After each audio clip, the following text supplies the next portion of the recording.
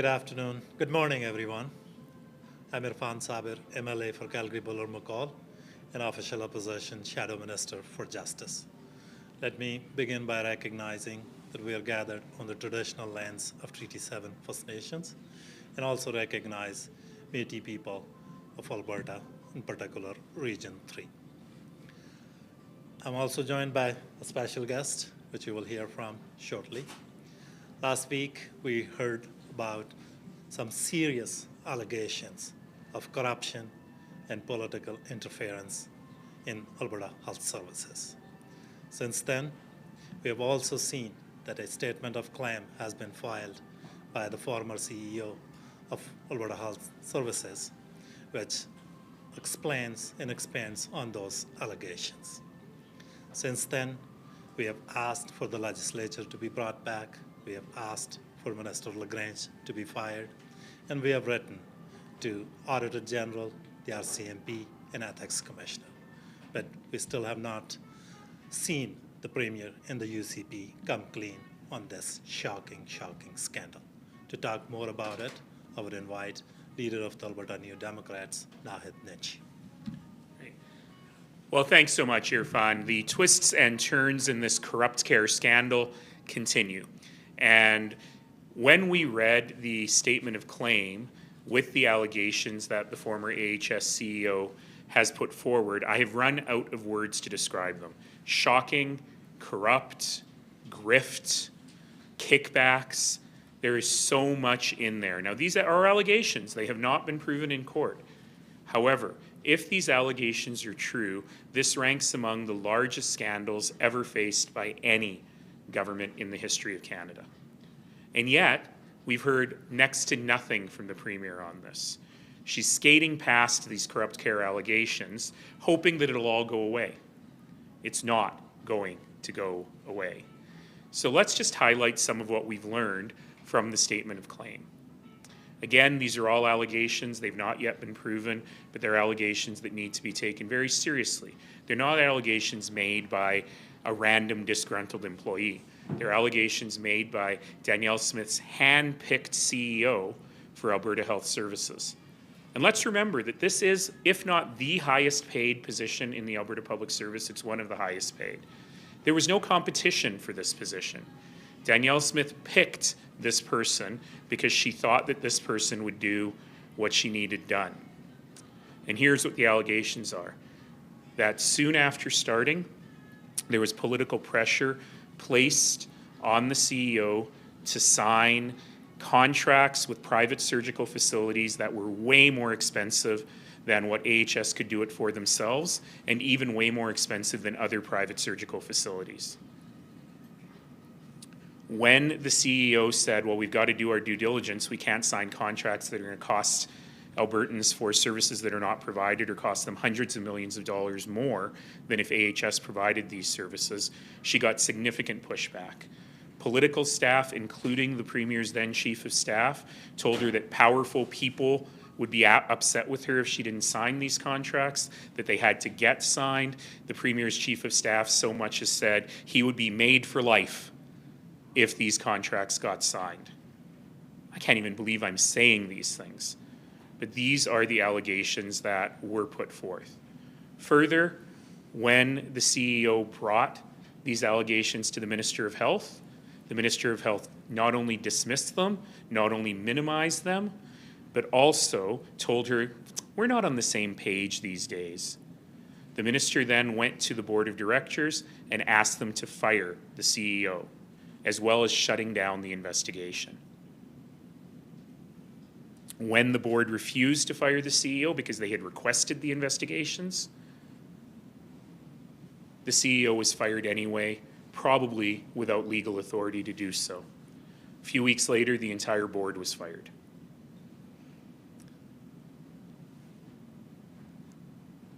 These allegations, if they are true, are not just troubling. They are enough to bring down a government anywhere else.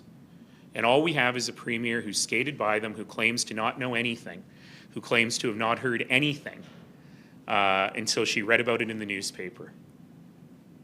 That means only one of two things are true. If she knew about it, then the Premier is complicit and she needs to resign immediately.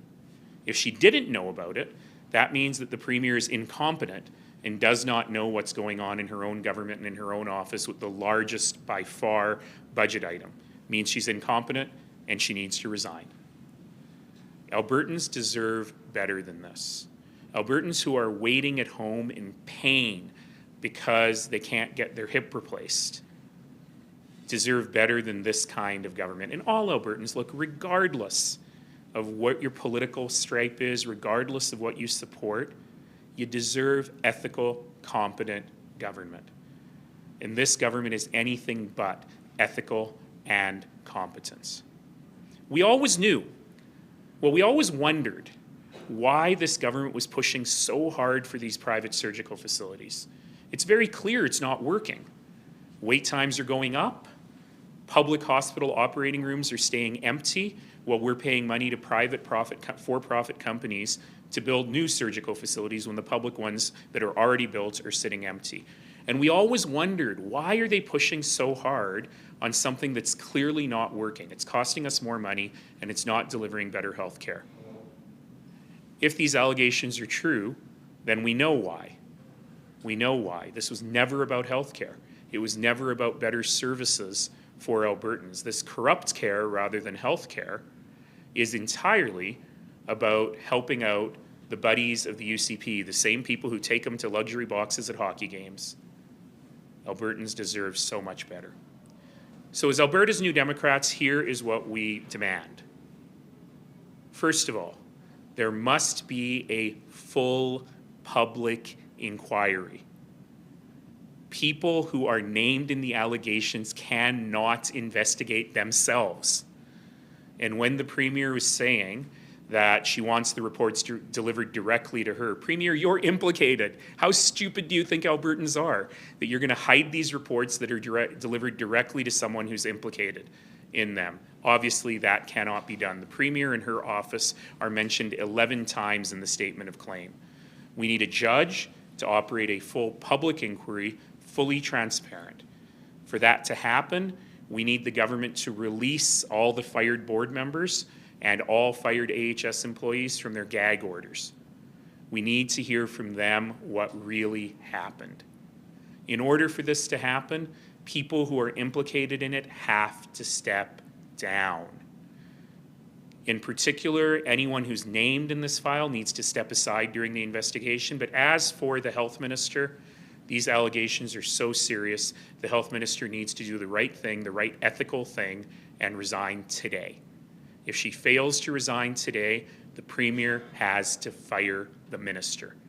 Ministers across this country have been fired for far less than what we are hearing about here, and she must be fired, and she must be fired today.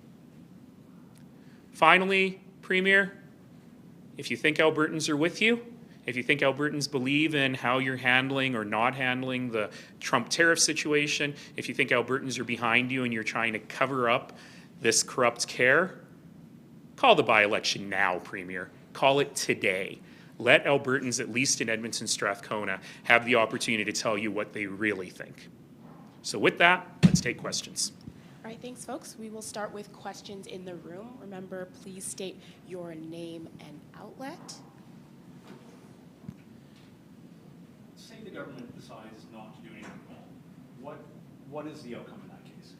Well, we do have an Auditor General investigation going on, and while the Premier thinks she can control the Auditor General, while she thinks she can just tell him, hey, hurry it up, we'll have to rely on the Auditor General to do that. The other thing is, remember that the RCMP has been informed of all of this.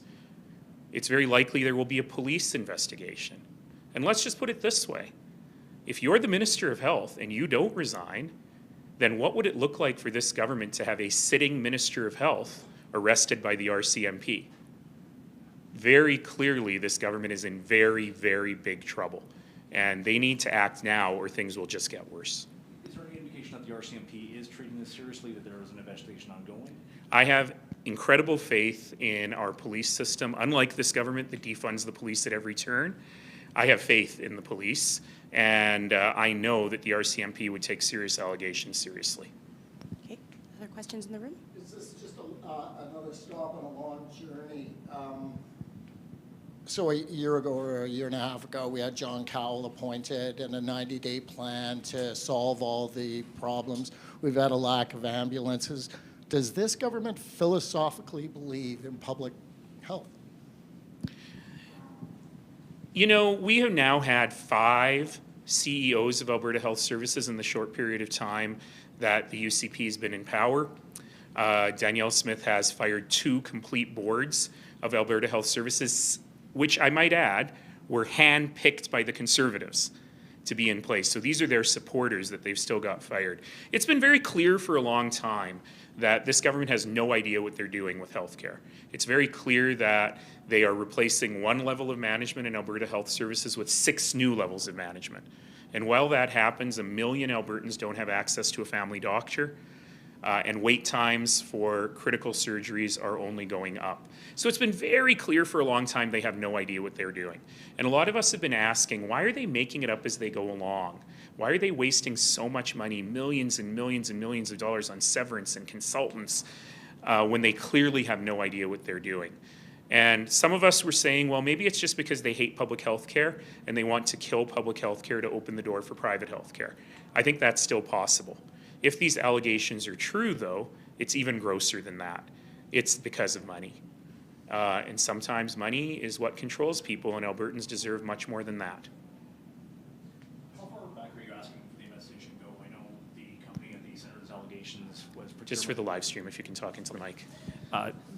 The company that's being alleged to be involved in this had procurement contracts during COVID-19. They were involved in the Turkish Tylenol scandal, allegedly. I mean, how far back are you asking this investigation to go? What we know is that this company that sort of no one had heard of before has had hundreds of millions of dollars in Alberta government contracts. They were paid more for masks than other suppliers were paid, considerably more per mask, for masks that healthcare workers found gave them rashes and didn't work very well. We know that they were part of the Turkish Tylenol scandal, which was after the federal government had already said we're getting real Tylenol on the shelves. Danielle Smith spent $80 million up front for what came out to about $14,000 per bottle of Tylenol actually sold. $14,000 per bottle. And these people were also implicated in that. So I know the Auditor General is looking at all of these things, but we need to look at all of these relationships of these companies and all their related companies and all their related individuals. Many relatives work for the UCP government. We need to look at all of it. I know in Calgary and Edmonton there's protests planned for later this month. Are we likely to see members of the NDP out at those protests? Oh yeah, we will stand with Albertans in every way to get to the bottom of this. Okay, we're going to move to questions on Zoom. So remember, if you're joining us on Zoom, you can use the raise hand function. And if you're joining us on the phones, you can use *9 to get into the question queue. We will start with Sean Amato. Sean, your line is open. If I could, an AI data center project in northern Alberta. A couple weeks ago, Kevin O'Leary told me that he met with the Premier and she assured him that she could approve permits for those types of projects. I've been trying for about a month to get some answers out of the government about what was promised to Mr. O'Leary, if there's any taxpayer funding involved, that sort of thing, and they're not responding to me at all. Just wondering what you think of that and what you know about that project. You know, this Premier spends all of her time watching Fox News and Tucker Carlson, and I think she thinks she might be an American governor. So she learned the hard way that she's not allowed to pardon people. That's not how Canada works. She's also not allowed to issue permits. That is not in the Premier's job description. But what is very, very clear is that she promised Kevin O'Leary the moon, the sun, and the stars in return for a golden ticket to Mar-a-Lago, because she knew if only she could get in front of Trump. She's so smart and she's so charming that she would convince him to abandon his entire economic plan and love Canada. Now, when I say it like that, it sounds like it was never going to work, doesn't it? But that was her entire plan. And it's clear to anyone watching that she promised O'Leary everything for a vaporware project with deep sea coming out of China, probably a project that is not even economically viable. We know it's a project that will never, ever be built in return for that ticket to Mar-a-Lago. I hope it was worth it, Premier. Sean, do you have a follow-up? I do. So this week, the Sturgeon Lake Cree Nation says they're pulling out of meetings with 3 Alberta cabinet ministers. They say a 30-minute meeting over Zoom is not meaningful consultation that they're looking for. Just looking for your reaction to that. Minister Schultz was asked about it yesterday and didn't seem to know what was going on there. The Minister of Environment didn't know what was going on an environmental project? That's shocking to me. Oh yeah, right, we don't have a Minister of Environment. We have a Minister of Energy who pretends to be the Minister of Environment. No, it doesn't surprise me that she doesn't know what's going on because nothing's going on. This is the definition of vaporware. And while we believe strongly that we need streamlined regulatory processes, that we need to prove to the world that we can get big projects built, we do so with real, meaningful consultation. These guys didn't even realize there was Indigenous folks in the region. And that just shows you that this was never serious. This was all about Danielle Trump positioning herself, being the pick-me girl, trying to get to Mar-a-Lago so she can do this work. I am not at all concerned that this project will end up being a horrible thing because this project is never going to get built. All right, the next question is from Alex. Please state your name and outlet. Your line should be open. Hi, I'm Alexandra Node. I am with the Lethbridge Herald. Hi. I love how you kind of mentioned how Danielle is trying to get in front of Donald Trump. How concerning is it that she's down in Washington, D.C. currently discussing tariffs? Meanwhile, these allegations are full force. How embarrassing for Alberta and for Canada that the premiers go down to Washington. They manage to get a meeting with a pretty high-placed official in the White House, and then they do a press conference, and all the questions are to Danielle Smith about her own corruption. That's embarrassing for everybody. And look, the issue with the tariffs and Trump is an absolutely existential crisis. But it's very clear that the Premier has no idea what to do. She really thought she could charm her way into a solution, and it's really not clear. You know, on the day that it was announced that there would be additive tariffs on aluminum and steel, she actually tweeted, "Diplomacy is working." Well, this is working about as well as private healthcare is working in Alberta. It's not working at all. And we need a grown-up Premier who actually knows how to negotiate and who knows how to assist Alberta businesses should these tariffs happen, to make sure that we're softening the blow for Alberta workers and Alberta businesses. And we've heard none of that from her. All we've heard is, if I just keep meeting with random Congress people from Nebraska who might take my meeting because they've got a free minute in their day, then I'm going to fix this problem. It's not going to work.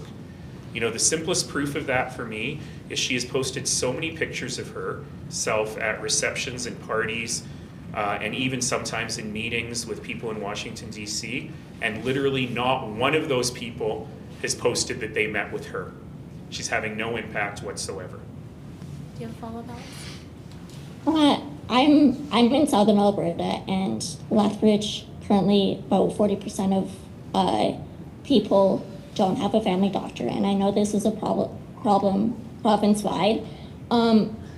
You know, like, why is Danielle Smith so focused on the top level rather than the front workers? You know, great question. I spent a lot of my time in Lethbridge over the last several months, and I offer a website to see if there's any family doctors accepting new patients in Lethbridge. And I have not seen a single general family doctor accepting patients in Lethbridge all year. This is a very big problem. And it just shows that Danielle Smith and the UCP not only take Albertans for granted, they also take rural Albertans and Albertans in smaller cities for granted. They just don't focus on these issues at all. They have no respect for healthcare workers. They're not focused on getting those answers right. And while I'm with you in Lethbridge, I'll say that we have heard the Premier talk a lot about the impact of tariffs on the oil and gas sector. I have never heard her say one word of the impact of tariffs on the agriculture sector. And particularly in Southern Alberta and Lethbridge, there's no oil and gas there. People are really engaged in agriculture. And when we look at the various commodities, from potatoes to wheat and barley, and to canola, we actually see that there is huge, enormous risk to the economy and to jobs and to workers on this, and we haven't heard a word from the Premier about it. Do one last pass for questions in the room. What, again? Oh, I have lots of questions. All right, keep going. Obviously, MHCare is the medical side of that company there. There are other arms of MH that is operating in Edmonton and Calgary here. Is there concerns that the scandal might grow into other sectors like real estate, other types of things that might be involved with the government? You know, I think it's important to remember that good, honest, hard-working Alberta companies deserve a fair share at government business. And so one of the things that's the most frustrating about this CorruptCare scandal is the fact that it puts all of Alberta's procurement into question. You know, the government buys and sells a lot of stuff all the time. It buys a lot of goods, and we should be buying goods from great Alberta companies that employ Albertans, that create wealth in the community.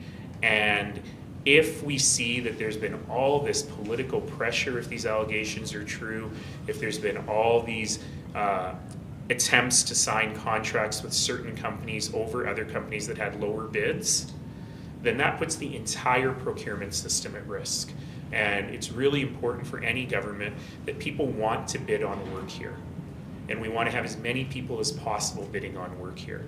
And from the renewables ban to the Danielle disaster on the Green Line, what we're hearing consistently from business is they don't want to bid on government work because they can't trust this government. There's too much political risk.